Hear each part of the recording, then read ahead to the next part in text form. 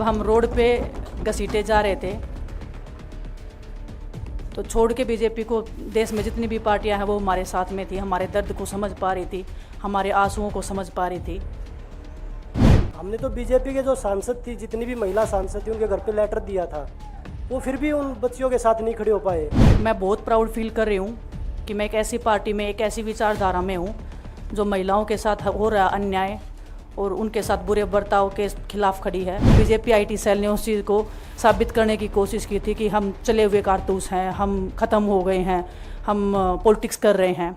सबसे पहले तो मैं पूरे देशवासियों का बहुत बहुत धन्यवाद कहना चाहती हूँ, आप मीडिया पर्सन्स का भी, क्योंकि आप लोग ही हम लोगों को इतना through out the journey wrestling में आपने सपोर्ट किया है।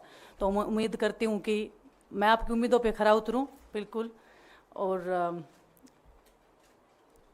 कांग्रेस पार्टी का मैं बहुत बहुत धन्यवाद करती हूँ, क्योंकि जब बोलते हैं ना कि बुरे टाइम में पता लगता है कि अपना कौन है।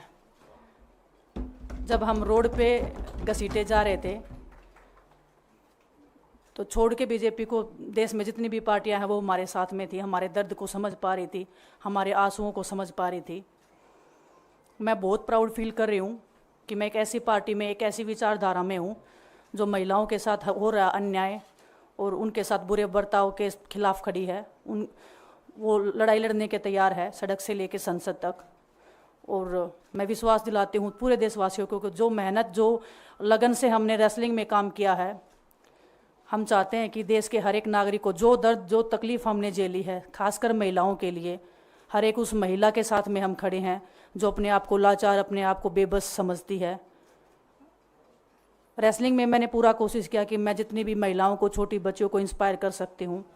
मैं चाहती तो मैं जंतर मंतर पे रेसलिंग छोड़ सकती थी, और सभी लोग भी मान रहे थे, पूरा देश इस चीज़ को विश्वास कर रहा था, क्योंकि बीजेपी आईटी सेल ने उस चीज़ को साबित करने की कोशिश की थी कि हम चले हुए कारतूस हैं, हम ख़त्म हो गए हैं, हम पॉलिटिक्स कर रहे हैं। उन्होंने बोला मैं नेशनल नहीं खेलना चाहती, मैंने नेशनल चैम्पियनशिप खेला। उन्होंने बोला ये ट्रायल्स दे के नहीं जाना चाहते, मैंने ट्रायल्स भी दिया। उन्होंने बोला कि ओलंपिक्स लेवल तक नहीं जाना चाहते, मैं ओलंपिक्स में गई, मैं फाइनल्स में गई। अनफॉर्चुनेटली परमात्मा को कोई और चीज़ मंजूर होगी। एक चीज़ मुझे पता है कि जब मेहनत आप करते हो तो ज़रूरी नहीं कि आपको उसी दिशा में मिले, कई बार दूसरी चीज़ों में भी आपको वो फल मिल जाता है। और परमात्मा ने मुझे मेरे देश के लोगों की सेवा करने का जो मौका दिया है, वो मैं मानती हूँ कि उससे बड़ा पुण्य का काम कोई नहीं हो सकता है। मेरे लिए बहुत प्राउड की बात है, बहुत एक मैं नई पारी की शुरुआत कर रही हूँ आज से। मैं चाहती हूँ कि जो हमने फेस किया एज ए खिलाड़ी होने के नाते, उन सब खिलाड़ियों को वो चीज़ ना फेस करनी पड़े। हम उनकी लड़ाई में साथ हैं। शायद उनको आज हिम्मत मिले कि जो पार्टियां पावर में रहती हैं शायद वो साथ में नहीं खड़ी हों, लेकिन उनके बहन भाई हैं जो उनके साथ में खड़े हैं। और उन्हें पता है स्पोर्ट्स में कितना गलत होता आया है, नहीं बोल पाते हैं खिलाड़ी।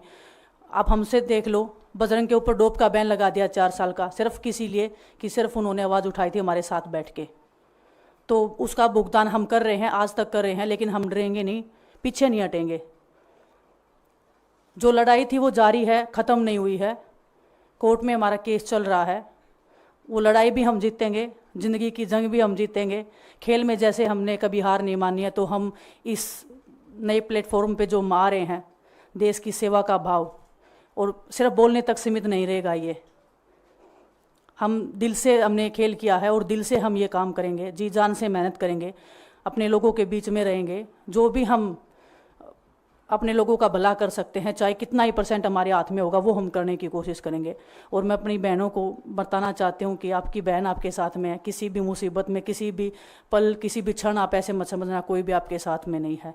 जब कोई नहीं खड़ा होगा तो मैं आपके साथ में ज़रूर खड़ी रहूँगी, कांग्रेस पार्टी आपके साथ में ज़रूर खड़ी रहेगी। ये हमने फील किया था, और मैं वादे से कह सकती हूँ, दावे से कह सकती हूँ कि बिल्कुल आपके साथ भी खड़े रहेंगे। बहुत बहुत धन्यवाद आप सबका। सभी को नमस्कार।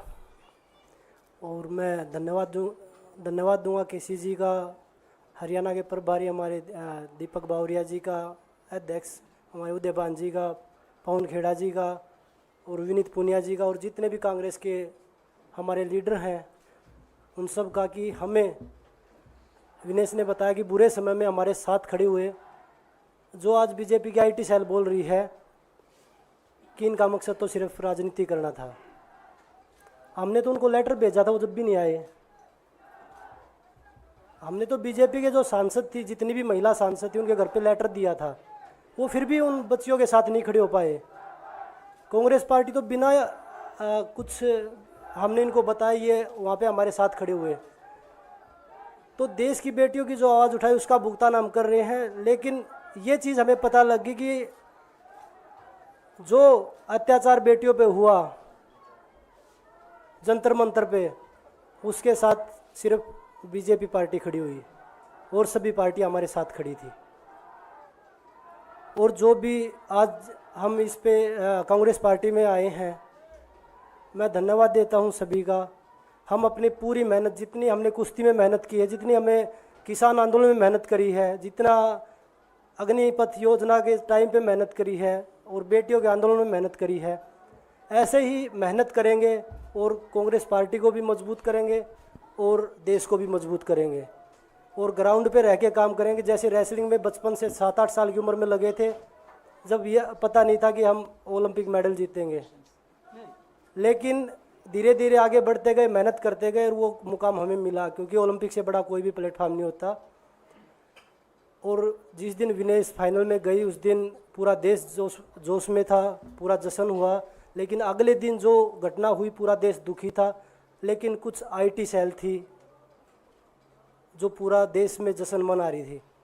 तो ये देश के लिए बड़े दुख की बात है और पूरे देश को सोचना चाहिए कि आप किन लोगों को सपोर्ट कर रहे हैं।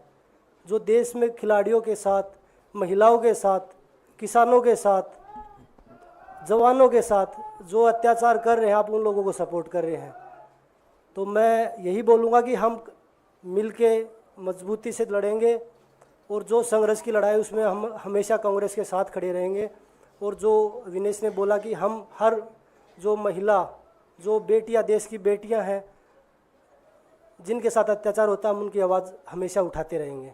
सभी का धन्यवाद।